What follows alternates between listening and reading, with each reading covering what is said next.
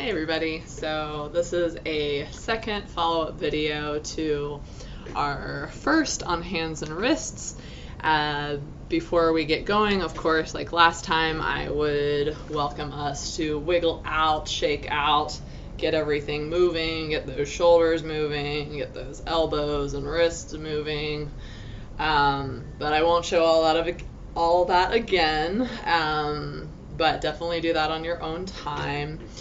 And we'll just do maybe a couple additional stretches that I didn't show last time to have a couple other tools in our toolbox.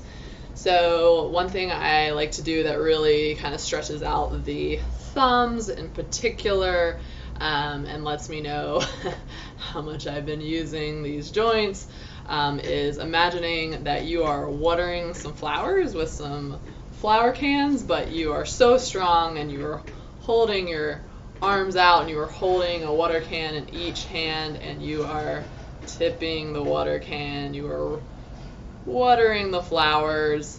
You can do this with your thumb out. You can also do it with your thumb in a fist and see what those differences feel like. I'm getting a nice stretch along here, in particular when my thumb is closed. And I'm just getting a bit of a different sensation when my thumb is out. You can also do this, of course, with all your fingers stretched out. Now you have dropped the watering can. Just notice how that feels. Does that feel helpful? Awesome. If not, maybe try out one of the other things that we did last time. One other stretch to kind of get things moving, or one other more movement, I should say, on this one. Intertwining the fingers and just doing some nice rocking movement back and forth. You can also turn this into a wave, nice and slow. Don't take anything too fast. Try it both directions. It's your own personal doing the wave by yourself. Alright, so from here I'm actually going to get into some things that can happen in our arms and wrists that are often too associated with chest and neck.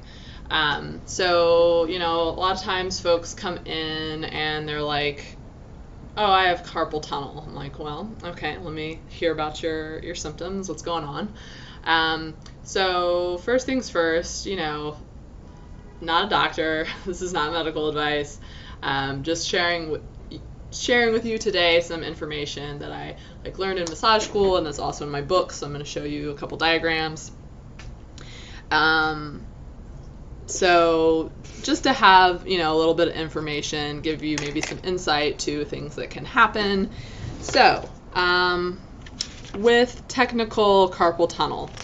All right, so first of all, this is the part of the hand that it affects.